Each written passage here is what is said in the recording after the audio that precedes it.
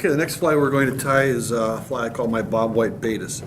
Baetis, or blue-wing olives, are probably one of the more prolific mayflies in all of North America. They're certainly very plentiful in our spring creeks. They hatch in early March sometimes, or mid-March. They're hardy. This is what one looks like laying in the palm of my hand. They're very thin, they're dark, they're really good swimmers, so they ascend from the bottom fairly quickly, unlike a crawling nymph that crawls along through rocks. They're multi-brooded. Like I said, they also hatch in September in the driftless. Probably one of the most famous nymphs in the world, the pheasant-tail nymph, has been used to imitate this quite a bit. Sometimes I'll tie a pheasant-tail nymph with a dyed black pheasant-tail because they're very dark. But this is one that I've come up with when I got a bobwhite quail years ago. So I incorporate the little head feather from a bobwhite quail. The tail is going to be kind of a marrow-boot type tail. This is the rump feather from a pheasant. Behind these rump feathers are these secondary feathers, okay, which are very soft and marabou-like. And some people call them like an aftershaft or different things like that. I'm not sure exactly what the official name for them is, but almost every game bird has one of these feathers underneath their main feather. I think that's the feather that's going to grow in after the other one does. The other purpose of these feathers is the outer feather kind of repels and gets wet in a storm, but these will help keep the bird warm. So this is kind of a ratty looking one, but I'm going to get a different one, please, right here. They're both about the same.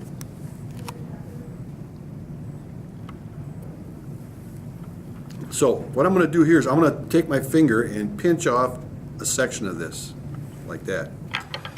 If you see a little stem on it right there, you want to get some of that stem gone like that. Okay, so now I have it pinched in my finger like this. Now I'm going to clump it into my right finger. So now it's in a clump. You can't see it, but it's in there. And then put it back in my left hand. Okay, so then using the pinch technique with your thread, you make this the tail. It's almost like a mini woolly bugger tail. Okay, and the reason I'm choosing this, when this gets wet, it gets real thin, but it's got a lot of life to it. It's just always alive. And again, like I said, olive or Baetis nymphs are excellent swimmers, and they will wiggle that tail. So anything that's going to give it extra life. Then I'm going to take some ultra-fine copper wire and tie it in at the back.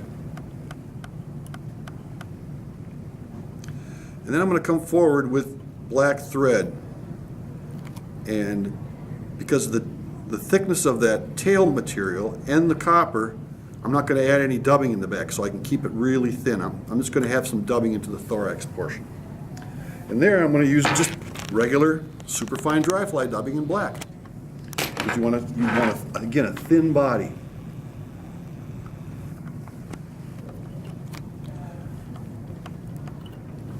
So you want to dub it like a dry fly.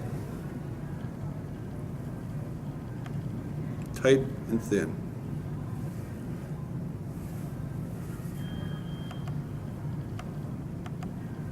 And you can make it a little bit tapered towards the front. Oops. Okay. And then rivet with the copper to give it a slight segmented look. Also kind of helps hold it all together. Because these are such good swimming nymphs and they hatch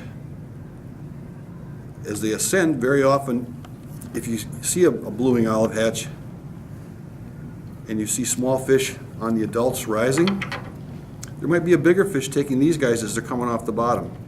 So again, I like to fish this in conjunction with a weighted fly very often and lift it off the bottom.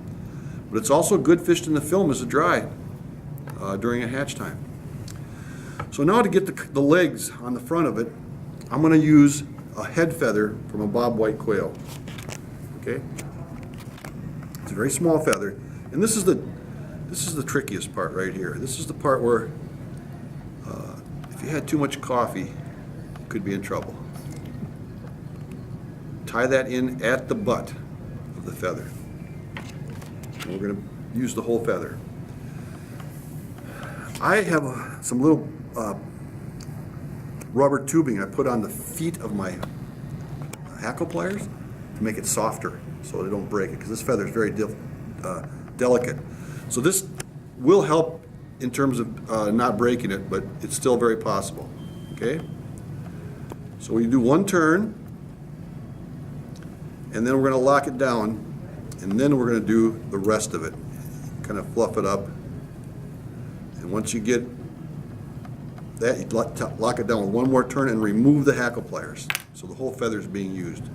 And you stroke it back, make a small head. And these feathers are just all around it from any direction, and they are very soft. They look like legs. So again, this thing dead drifted is good, but ascended from the bottom with a short pull or a swing up to make it look like an ascending mayfly nymph is when it really comes into its own.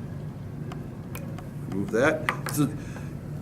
The tip of the end feather might be a little bit clumpy, and you can, if you want, you can maybe take a couple of those out of there like that.